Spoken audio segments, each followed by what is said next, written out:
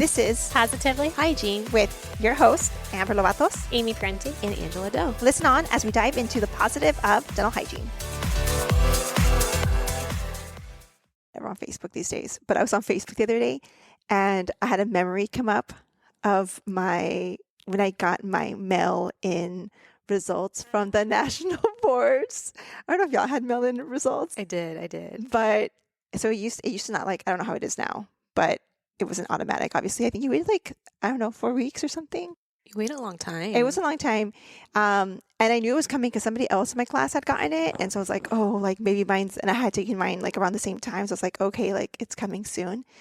And it's like a very like core memory for me. I remember I was like in our apartment and like with my now husband, and I was like freaking out. It was like the hardest thing to like open an envelope, like to have to physically open an envelope and like look at it versus like clicking a button and having it open and tell you like you passed or didn't pass. And I mean, luckily I passed, but yeah, that was an experience, I guess, an experience that students don't have anymore. In the envelope was a different size. You know, when you get into college, a small envelope's bad, a big envelope's no, it wasn't. There was like no inclination. No, but also like that's different is here in Texas, or at least when like I taught, we had the Reb, and the Reb had a golden ticket. So basically you go and you take your clinical boards, obviously it's before like mannequin.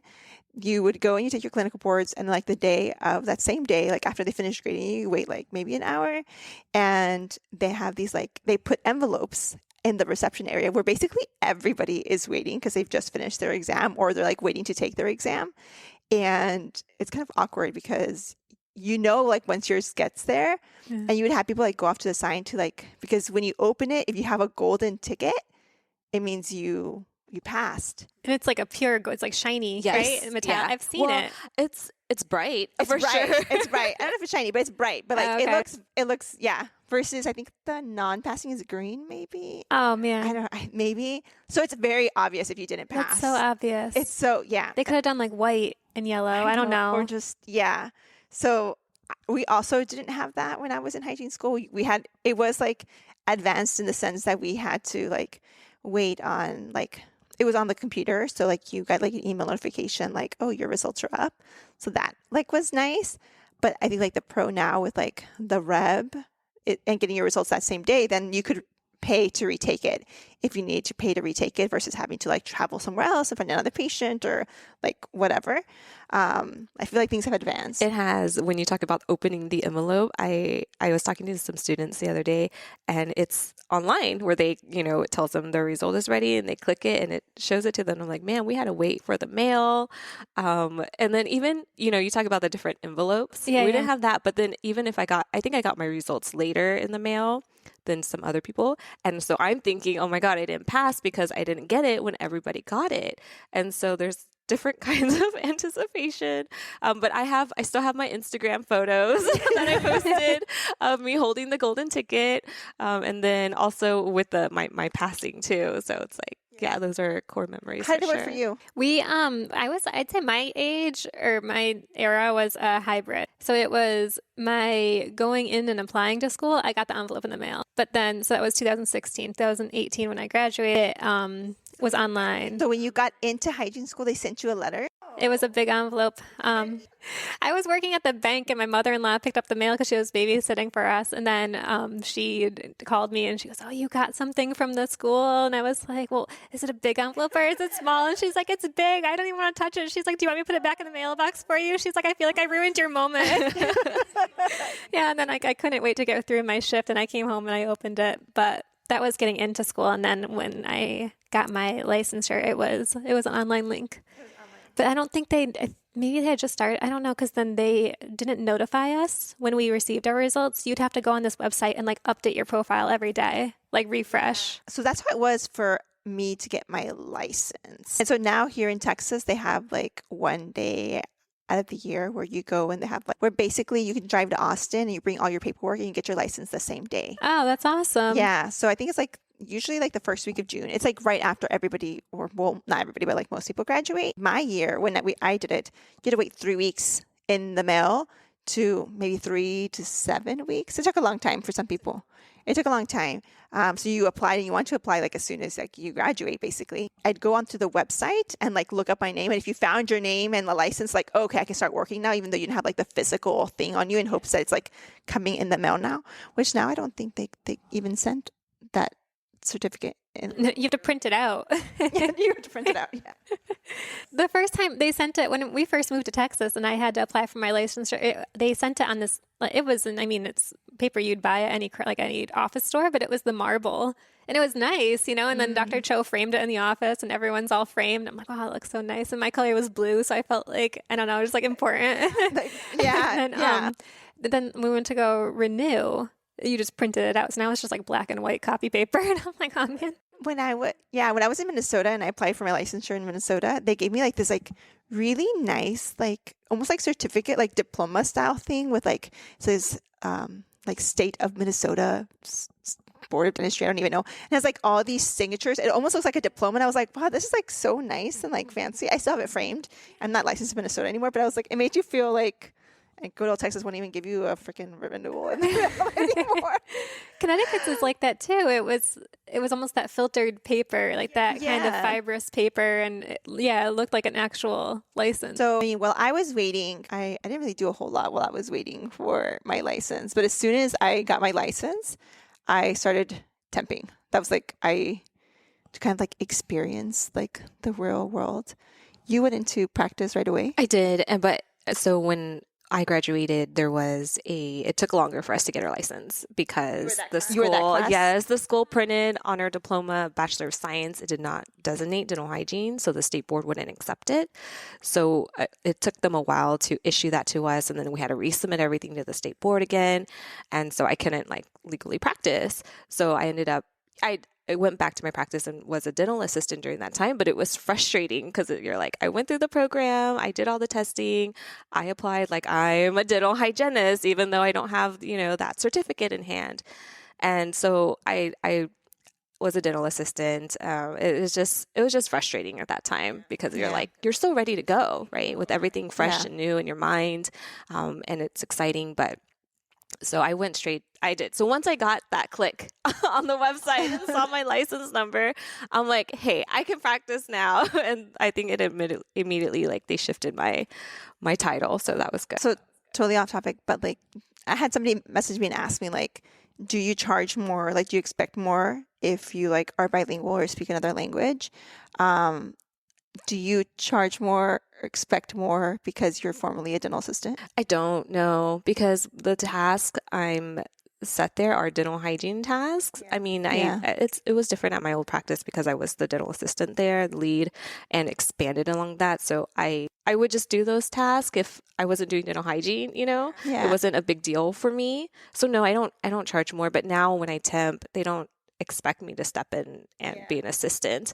If I actually I'll step in and like do sterilization or something because I feel if I'm there, I'm going to be helpful. And they're like, no, you don't have to do that, But no, I don't charge more. Do you? I don't charge more. I will say I got a job. I was a horrible assistant. I was not like, I don't even know if I should include that. I mean, but I did get a job once because I had experience, like I was like a dental assisting experience.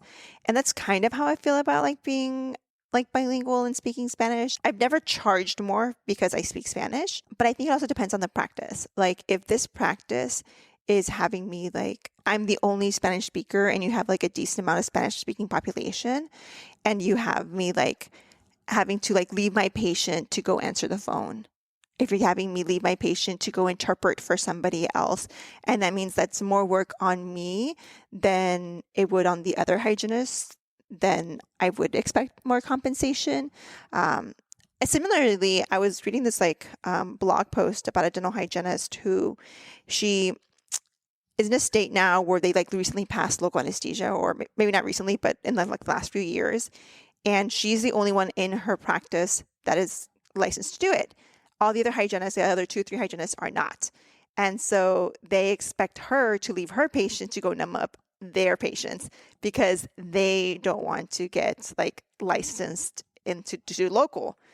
And I'm like, well, then she needs to be paid more because she's doing like another task. It is another skill. And so I think like my advice for people who are if you're having to do it like that, for me, then I do think it's like a selling point. I do think it's like it helps me get more work, being able to speak Spanish. But I would look at like talking about things about like productivity, right? Like I am able to better sell to your Spanish speaking population because I can communicate with them. And like studies show, like the more people understand, the more likely they are to accept care. It has nothing to do with whether they speak English or not, more so with do they understand what you're telling them versus if you're telling them, educating them in like broken Spanish may not be like the best understanding, then they're maybe less likely to take on that care. So the selling things points for me would be like, if that's like your goal is to like get a raise, because I do think that is like a skill and a pro, and they're having you do these other things. You don't have like a office treatment coordinator or whatever who can help you with those things. Then I would say like, I'm selling more, right? Like looking at your numbers, like how much you're producing, how much time you're like losing with your patient because you're having to go and like interpret and having to do multiple jobs. But yeah, otherwise, no, I've never charged more, asked for more money because I speak Spanish. It's a kind of a, but I mean, we live in Texas. There's a lot of hygienists who speak Spanish here in like Houston I would have Texas. to say that's a good question. I never thought to. I mean, I always put it like, oh, these are my skills. So yes, hire me because I can do more stuff. But I never thought to add it to increase my pay and by any means. Yeah. I mean, I don't know, because I will say that I think, yeah, it goes back to like, if all you're having me do is if we're the three of us are doing the same thing, we're doing clinical hygiene, then no. But if just because I speak another language and we leave my patient to go help you sell a treatment, right? Treatment coordinator. If you're having me leave my patient to go help you with your patient or like, then yeah, because I am doing more work. You have another, it is another role. Yeah, exactly. So I think in those cases, yes. If it's just that I speak Spanish and then you schedule only the Spanish speaking patients with me, that's cool. Like I wouldn't necessarily expect more. But if it's an additional role, like what you said, and it's taking time away from like what I'm having to do, then yeah, like I would want to be compensated more. Yeah. And I will say like outside of dentistry, people who speak Spanish, I think, or speak another language do get compensated more. Although like in dentistry, we're a little behind on the time. Oh, I agree.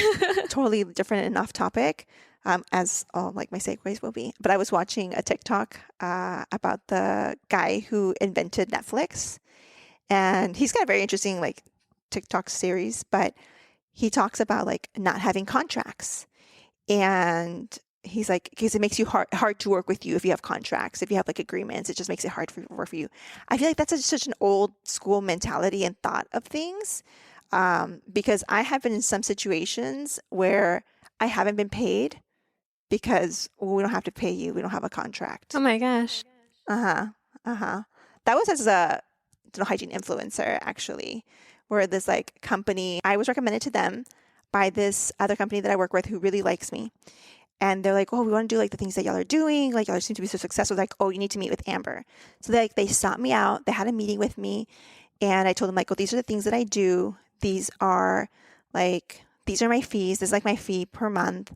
And I'll do X amount of things. And I would like a commitment for a year. And so they're like, oh, we love all the things. We absolutely want to work with you.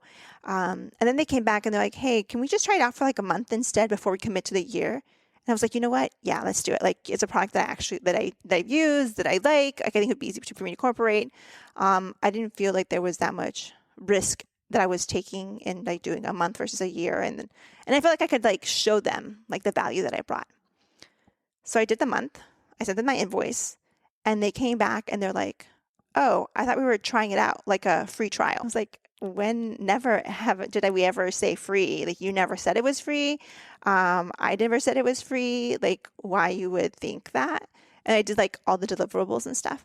And they came back with like, well, you don't have a contract, so we don't have to pay you. And this is a respectable company. Define respectable. I mean, like popular, like some, Yeah, I mean, they're known. Known, Yeah, they're known. Not just something in someone's garage. No, it's like an no, actual legit. Yeah, no. See, that's awful. It's awful. And so I've had one too many situations like that I will not do work, even like temping.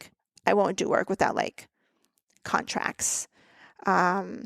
So I don't know, like during my summer before, like right after hygiene school, I did mostly temping. And in that time, didn't have like the the platforms, like the staffing platforms. They only had like agencies or like going through like Facebook. And I had some like super interesting. Actually, I had a student message me. She's like, I think I'm just gonna like. There's a Facebook group in my city. I'm just going to like get jobs through them. And I'm like, I don't know, girl. I don't know, because I've had experiences. Like I had one time. This was through an agency. I've had situations where like they cut my hours, they cancel like last minute, and there are no safeguards for me. There are no like, oh, you're guaranteed 4 hours of pay, or like they're not necessarily guaranteed to pay you, or like what if it's like an unsafe situation, like who's going to vouch for you. I had one where, and part of this is my fault because I don't like confrontation, and like I get weird about the money stuff. I know I need to work on that, but I get weird about the money stuff, and that's my fault. I assumed that this dentist was going to pay me like the going rate for hygiene. Like I didn't clarify with him. I just assumed that he was going to pay me the going rate for like, and not even like, I think at that time it was like 39 an hour. And some places were paying like 40. So I was like, okay, he pays me like 39. Like that's fine, whatever. He didn't pay me 32 an hour. That's a lot. Yes. Yes. And like, what do I say? I didn't ask beforehand, right? Versus now it's nice that there are like staffing platforms, right? Where you can set your own rate.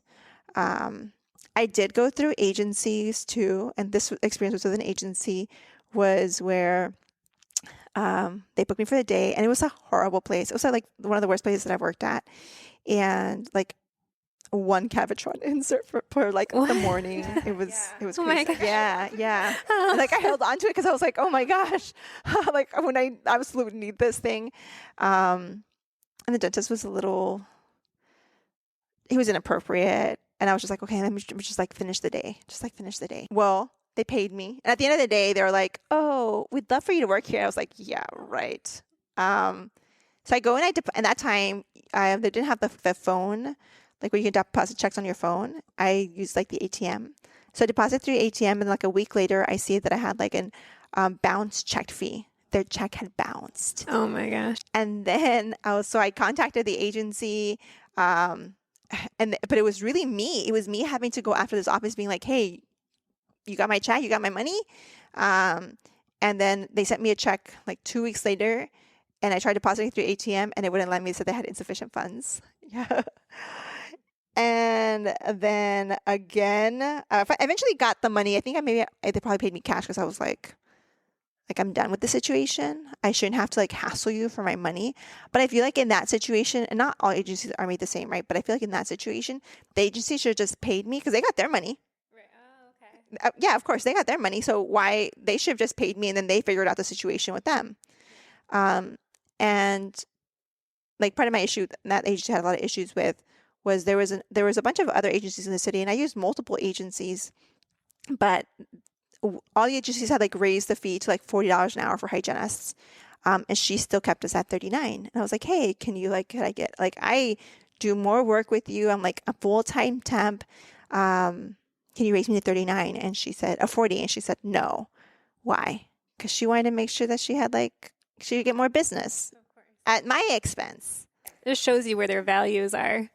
You know, and then you go that route. I mean, you have to like really research if you want to go with an agency, research who you're going with, because if someone's going to undercut you, then you got to think of the quality hygienists that they're going to have paying that. The good hygienists are going to want to go to the ones that are paying more. Of course, who wouldn't, you know? Yeah. It kind of just puts you almost in an unprotected situation. Yeah, for sure. I only started temping recently, and that's because of being scared, right? Being scared you're not going to know where you're going, what the office is like, any kind of safeguards in place. If they like, I'm part of those Facebook groups where they advertise themselves trying to find a temp, and people would post on there like, they just canceled on me and it's less than 8 hours. Like, what do I do? It's like, you can't really do. Yeah, like how do you, and then like, can you find a job last minute? Like, I feel like, especially as parents, you have other things planned out and your schedule planned in advance. It's hard to like make those changes last minute, you know? So we'll say there are like some platforms now, and there are some good agencies, right? But there's some platforms now that you can use that one will like have safeguards. So if they cancel on you last minute, they'll like pay you, right? Like either a portion or a percentage. I think the other thing, like major difference between like so I would say like staffing platform are the ones where you can like go and find work, but they are not like an agency. There's like maybe you don't have like that as personable relationship, which I think we sometimes like as hygienists. But I think the other thing is at least two of the like main ones or three of the main ones, they don't have like a contract. So if you go with an agency and I work with you today, then you have to buy me out of that contract, right? Within a year or 2 years of me working with you. Versus going with the staffing platform, you can just get hired. I don't have to, I set my own rate, but also like you have safeguards. Like if they cancel on you last minute, then they'll have to pay you, right? If they booked through the platform, then they have to pay you for like the hours that they had scheduled you for. If like they didn't pay you, that company with the platform would be responsible for paying you. And then if they wanted to hire you, they could outright hire you. They wouldn't have to pay the platform any money for that. That was how I found my full-time job. My full-time and my part-time that I was doing every Saturday, I found them both through a dental staffing platform. Yeah. So, and I never wanted to temp in hygiene school when we had the temp agencies. There was 2 agencies that came in to speak with us, and that's what they talked about, the buying out a contract. And that was my biggest fear. I was like, I'm going to work for a temp agency. I'm going to find this office. I'm going to adore them. And it's going to be such a good fit. I'm going to feel like home. But then they're not going to want to pay $5,000 to get me out of contract or however much the going rate is. Exactly. And then I'm lost. And then like, there goes my Prince Charming office, like I'll never get it back. No, but for real, because I do think it's hard to find a practice that maybe like fits like what you're looking for. Like what I like may be different than what you like, right? But I did go when I first started out, there wasn't any staffing platforms. There was only agencies and the Facebook groups. And so I did the Facebook groups and didn't have very good experiences. And then I did the agencies and I had so experiences, but I would end up going to these practices where I was like, oh my gosh, like there's a couple that I actually really liked and I would have wanted to work there. But were they going to buy me out of a contract? Probably not. But then it's hard too, because then you, what's the time frame? So say if you liked this office and you wanted to work there and then you canceled with that temp agency, what's the time frame before you could go apply at that office that you had? Isn't there some kind of restriction? Yeah. So it depends. So some will say 2 years, some will say a year. Some will say, I talked to one recently, I think they said like 4 months. I was like, okay, 4 months, that's not too bad. I feel like if they paid the fee, they're going to have to want to make up their money somehow. Right? So either from like how much they end up paying you or like making you sell more, or like I think if like might add like pressure to the practice. I don't know. It's just like that situation that makes me like really uncomfortable. Like either you're a staffing platform or you're an agency. And I feel like that's more of an agency thing. But I have seen like one staffing platform that does charge, that still has that contract. If you're like a new grad and you want to go out and practice temping, I think it's great. I got a lot of experience really quickly early on. And I went to a dental school where they had Axiom. I don't know what Axiom Yeah, we is. used the same one. You It had was that Axiom. bootleg. Yeah, it's awful. It's awful. Nobody uses Axiom. No, yeah, UConn uses it. Oh, it's my a joke. gosh. Yeah. So, but no, like dental practice uses No. Axiom, right? So like getting out and like temping and like learning how to do like EcoSoft and Dentrix and Open Dental. And I mean, now they have like Dentrix Ascend and I mean, other ones that I haven't used. Oh, or even the cloud ones now. They have the cloud ones Yeah. now. Like, oh my gosh, things are like, I feel like I'm getting behind. Like I'm getting left behind. But yeah, yeah. So like when I got out, I was able to like learn a lot really quickly and experience different dental practices like in a short amount of time. I think it really helped me with my speed. I was super slow when I first got out, obviously. And I will say that was a nice thing about one of the agencies I was with, that even though I was slow, this one office was like super desperate for a hygienist. And she's like, hey, she's a new grad. Like literally this is her first day in clinical ever.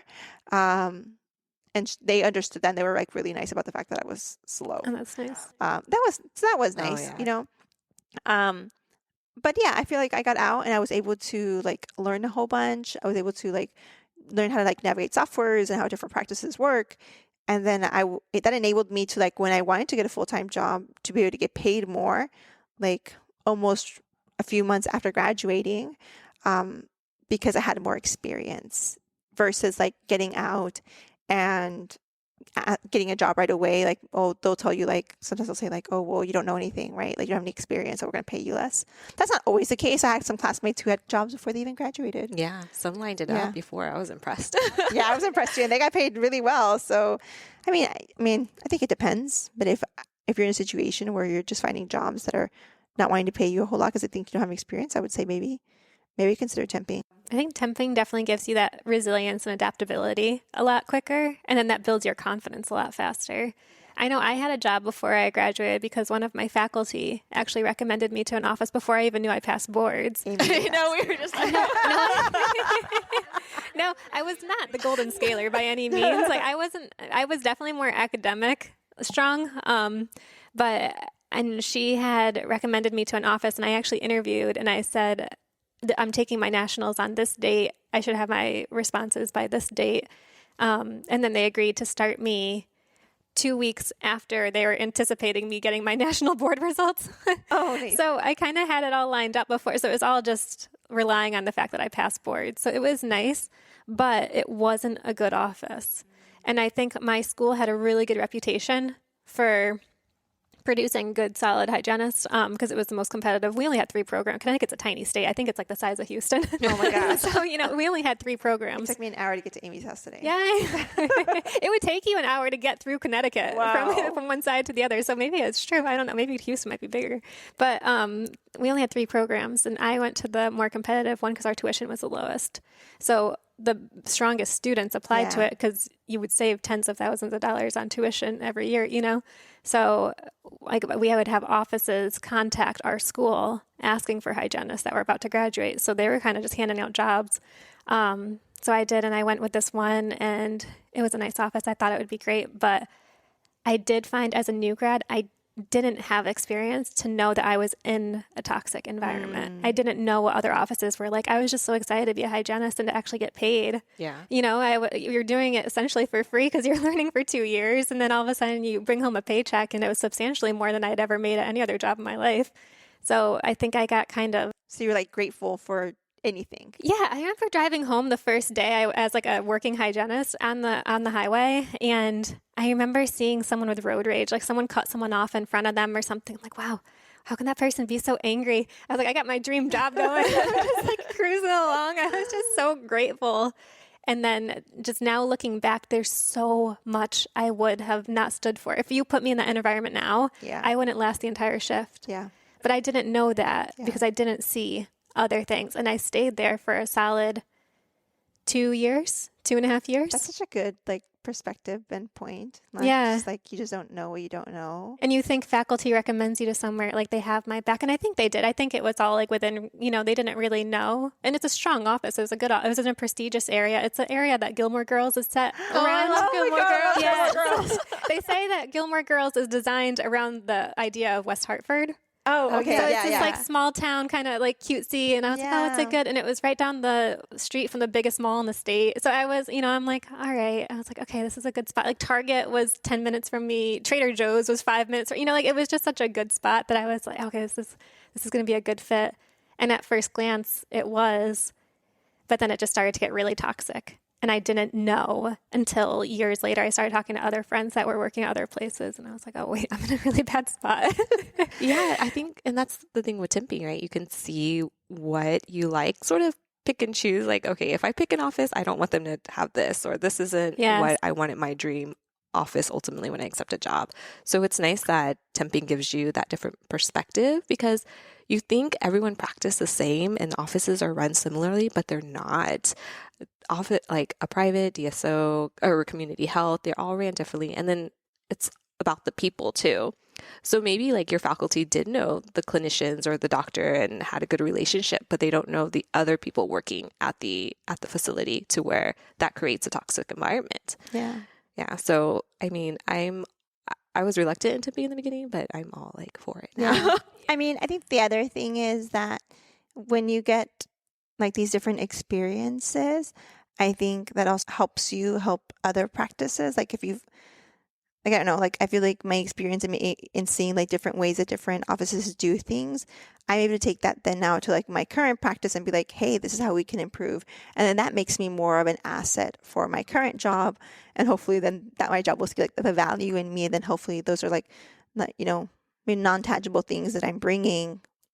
But I think a lot of times, when you get raises, part of it is like obviously the tangible work that you're doing, but also like the value that they sometimes like feel from like your energy, and maybe those things are not like objectively tangible, but I don't know, like you're always trying to like give to the practice, and because they feel like you're always trying to give, like then they want to give to you, like you feel like you're investing in them, so they'll invest in you. But if you don't have those experiences, then like I think it's harder to bring sometimes those different values, because you don't, how do you know how to create a hygiene protocol? How do you know that there's different ways to do certain things if you haven't worked in different environments? Like I don't know anything about cosmetics. I can tell you anything about cosmetics. I've never like worked in cosmetics, so I would bring like zero value to that. But public health, I've done plenty of public health, right? So I can bring lots of value to that. I think too, temping helps you learn your individual pet peeves, because what really irritates me might not irritate you. I could tell you my number one pet peeve: I can't wait for an exam. I get really bad anxiety because I need a solid 5-10 minute break in between each patient. I need that like compression time. Like I don't, and where I work now, he values that for me. And there's times I'll ask for an exam at I have hour-long appointments.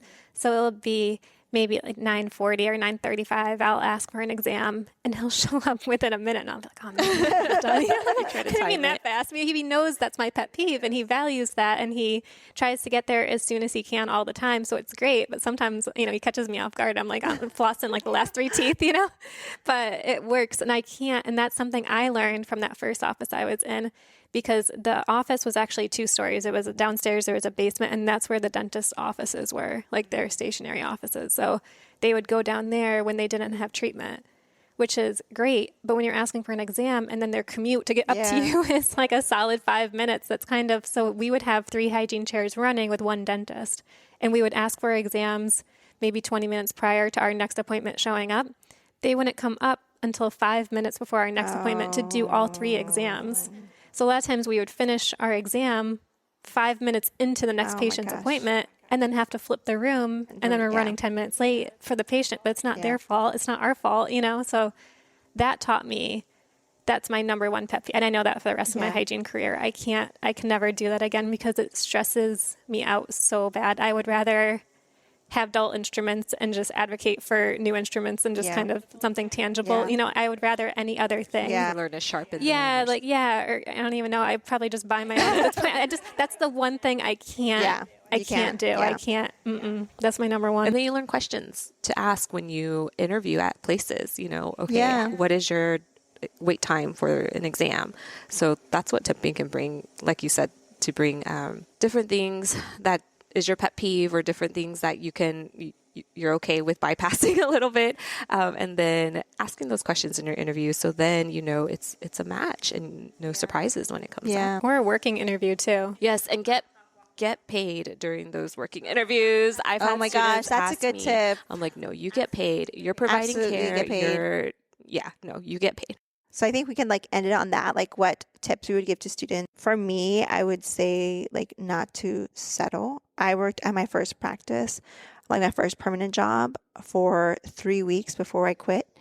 And it was super toxic. He wanted me to clock out in between patients, those 5 minutes in between patients. He wanted me to clock out. And I was like, I'm not doing that. And so he posted my job, and I saw, I got a notification in my, and the email was there's a job posting 0.01 miles away. I was like, oh, so this, oh my gosh, what? My job. And so I asked him, I was like, hey, should I be looking for another job? And he started screaming at me. Oh my gosh. Yeah. And so I was like, okay, cool, dude, whatever. But I finished my day. I was respectful. I was professional. He couldn't be, but I was going to be. And at the end of the day, he was like, you know what? I'm so sorry, Amber. I shouldn't have acted that way. Obviously you still have a job. And I was like, you know what? I already have another temp job for tomorrow. So see ya. I'm not interested in working here. And which is very different than my mentality when I was an assistant. My first job, my dentist was super, super toxic. He enjoyed making people cry. And I stayed there to the year. I was like, I need to complete a year because if I don't complete a year, that's going to look bad on my reputation and I'm not going to be able to get another job and blah, blah, blah. And like, I stuck it out in a horrible place to work for really no reason. Like, and now, like, this first practice as a hygienist I worked at, lasting there 3 weeks and getting let go and fired because of it, like, that didn't impact my career in any way. Like, I'm definitely a successful dental hygienist. And it didn't matter that I stayed at a job 3 weeks. I think, like, you live one life. Yeah, don't stay anywhere. Like, if you're not comfortable, find another job. There's plenty of work out there. That's what I would say too. I think as a new grad, you get offered a position, you almost feel like you owe them. Like, hey, thank you for taking a chance on me. And it makes you feel as if it's not a good fit. If you leave, then how dare you like slap the hand that was willing to feed you kind of a thing. You know, I think, it's huge to not feel trapped because you feel a favor was given to you. A favor wasn't given to you. You went to 2 years, 4 years in some cases of school, earned your diploma, got licensed by however many board exams there are now, and then you're way qualified for the position. You need to protect the longevity of your career and put yourself in a positive environment. Yeah, absolutely. I think a lot of us are that go into dental hygiene were assistants before and maybe have that like unspoken agreement that you may work for that practice afterwards. Still respect yourself and making sure that the pay is right, because I think they think maybe it's a favor too, you know, like, oh, I'm going to give you this job afterwards. So still know your worth and advocate for your worth. I know it can be intimidating when you first graduate, being like, oh, I want to accept this job because I want to work right away.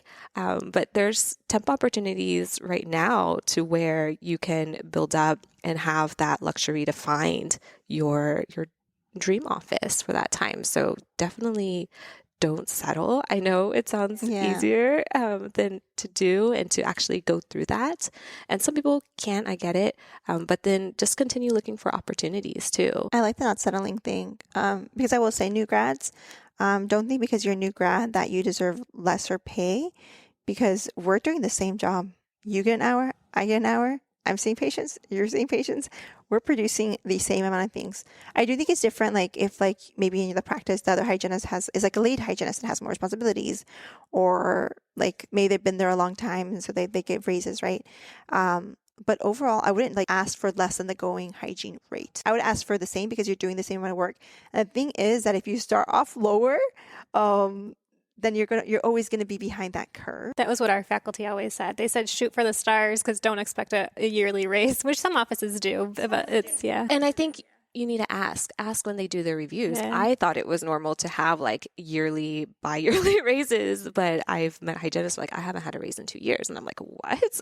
And it's like they either work on commission or it's something else, but ask that during your interview. Thank you for listening to Positively Hygiene. Join us every Tuesday for a new episode. Don't forget to follow us on Instagram for the opportunity for how you can contribute to our podcast. And you're like, follow it's not really a deal breaker, but on you Apple want and that Spotify extra $2, totally understandable. We'll ask them, can we reevaluate in 3 months? Maybe they want you to up your production, or they want to build that trust between both parties to see what you can provide. And then give it, make your decision from there. But definitely ask, when do you get evaluated? What are your raises? What are your raises based on? Productivity, how many patients you see? Get those things delineated before you say no to a practice. Get them in writing. Get them in writing. All right. Well, thank you all so much for listening to Positively Hygiene. We are so happy to be bringing this podcast to you. Well, hopefully you'll listen to us every week. So we'll see you then. Bye. Bye. Thank you for listening to Positively Hygiene. Join us every Tuesday for a new episode. Don't forget to follow us on Instagram for the opportunity for how you can contribute to our podcast. And follow and review Positively Hygiene on Apple and Spotify podcast.